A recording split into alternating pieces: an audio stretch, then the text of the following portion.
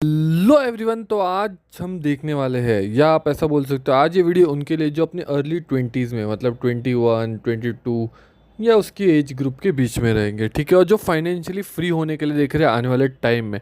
तो आज हम इस वीडियो में हर एक चीज़ देखेंगे, कैसे एसआईपी के साथ हम एसडब्ल्यूपी के साथ फाइनेंशियली फ्री हो सकते हैं। फाइनेंशियली फ्री होने का मतलब क्या होता है, पहले तो वो समझ लेते हैं, क्योंकि सबसे इंपॉर्टेंट है। समझो आज के टाइम पे आपको 10,000 रुपये लग रहे घर के काम काज या जो भी चीज़ के लिए, या फिर आपके फैमिली मेम्बर्स से 10,000 रुपये का खर्चा है, ठीक है। ये अभी के टाइम पे तो आपकी एक्टिव इनकम रहेगी, मतलब आप काम करो 10,000 रुपये ला रहे हो, इससे आपका घर चल रहा है।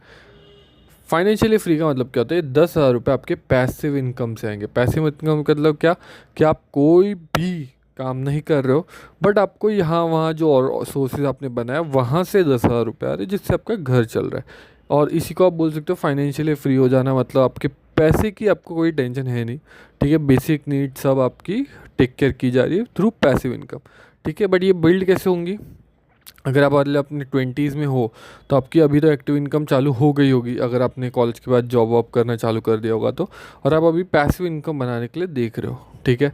तो इसके लिए सबसे बेस्ट क्या है, सबसे बेस्ट है एक बेस्ट म्यूचुअल फंड सिलेक्ट कर लो, ठीक है, और उसमें एसआईपी करना चालू कर दो। बट ये म्यूचुअल फंड कौन सा होगा, कैसे आपको इन्वेस्टमेंट चालू करनी है, कितनी करनी चाहिए, और कैसे आप 1 करोड़ के कॉर्पस तक पहुंच सकते हो, ये आज सब हम आज इस वीडियो में देखने वाले हैं, ठीक है। तो इस वीडियो को एंड तक देख लेना, ताकि आपको बहुत से डाउट रहेंगे वो सारे क्लियर हो जाएंगे, और कैसे आप फाइनेंशियली फ्री होगे वो सब हम इस वीडियो में देखने वाले हैं। तो इस वीडियो को सबसे पहले तो लाइक कर दो, ठीक है, और अगर आप चैनल पे नए हो तो चैनल को सब्सक्राइब कर देना। तो सबसे पहले, ठीक है, यहाँ पे आपको बहुत से अलग अलग टाइप के म्यूचुअल फंड देखने मिल रहे होंगे, ओके।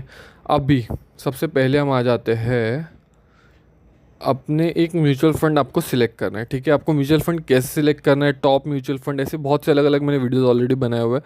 तो आज के टाइम पे जो अभी के टाइम पे हम जो म्यूचुअल फंड लेने वाले हैं वो होने वाला है टाटा स्मॉल कैप फंड, ठीक है। हम इसके रिलेटेड हम लोग देखने वाले हैं। तो यहाँ पे देखो, म्यूचुअल फंड क्या होता है ये आपको पता ही है, बहुत सारे स्टॉक्स को मिलके एक म्यूचुअल फंड बनता है, ठीक है, और उसकी यूनिट्स हम परचेस करते हैं। जैसे यहाँ पे इसकी यूनिट्स का प्राइस क्या चल रहा है, 44 रुपीज़। और यहाँ पे हम नीचे आ जाए होल्डिंग्स देखो, तो ये टोटल कितने स्टॉक्स में हो इन्वेस्ट करता है और कितने परसेंट का इन्वेस्टमेंट है, सब चीज़ें यहाँ पे दी हुई है, ठीक है। यहाँ पे आपको हर एक चीज़ यहाँ पे देखने मिल जाती है।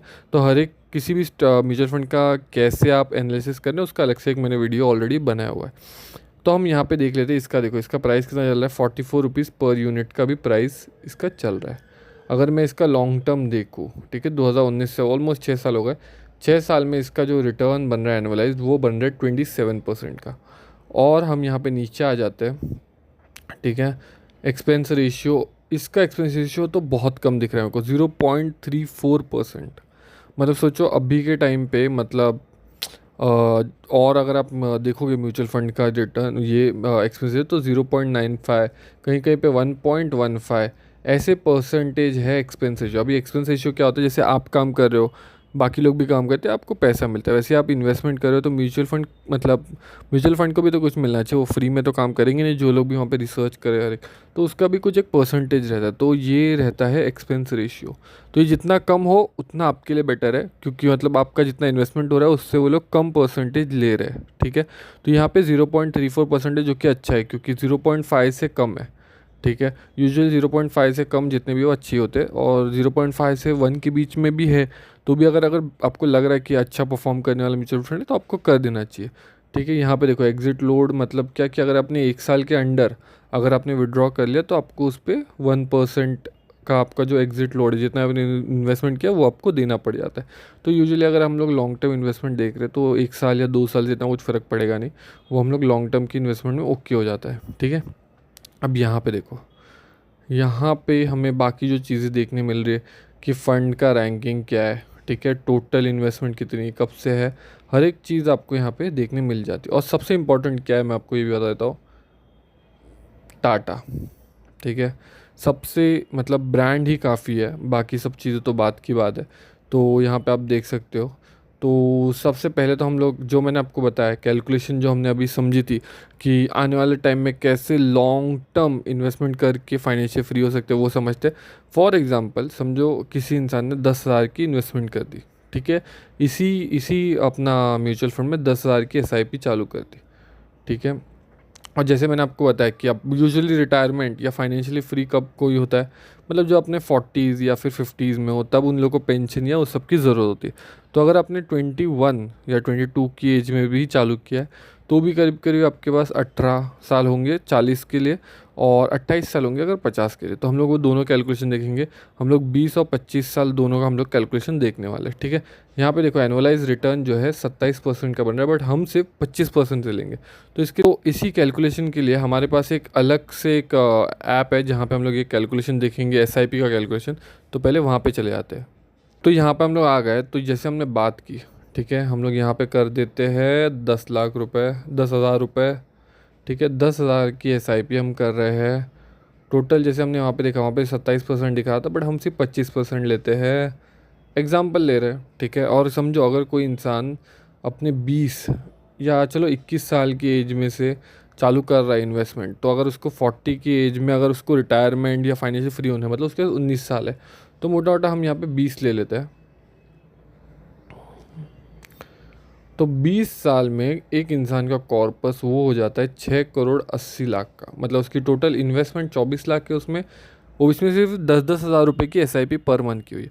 और टोटल जो उसका एस्टिमेटेड रिटर्न जो बन रहा है वो बन रहा है 6 करोड़ 62 लाख का, ठीक है। अगर कोई इंसान है जिसके पास 6 करोड़ है, तो वो ऐसे भी फाइनेंशियली फ्री हो चुका है।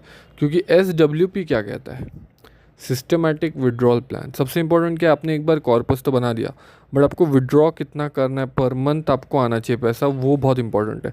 क्योंकि आपने एक साथ पैसा निकाल लिया तो उसको आप कहाँ इन्वेस्ट करोगे, ठीक है। और प्रॉब्लम है कि अगर समझो आपने गलत जगह इन्वेस्ट कर दिया, पैसा डूब गया, तो इतने सालों की मेहनत आपकी बर्बाद हो जाएगी।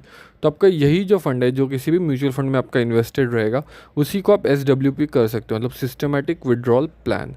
इसमें क्या होता है, इसका बेसिक लॉजिक बताता हूँ। जितना भी आपका कॉर्पस है उसमें से आपको 6% ही विड्रॉ करना होता है, ठीक है, एवरी ईयर। ऐसा क्यों? क्योंकि यूजुअली मार्केट जो है, मतलब आप 3-4 साल का टेन्योर देखो तो 10 से 12% का रिटर्न बेयर मिनिमम दे देता है, ठीक है।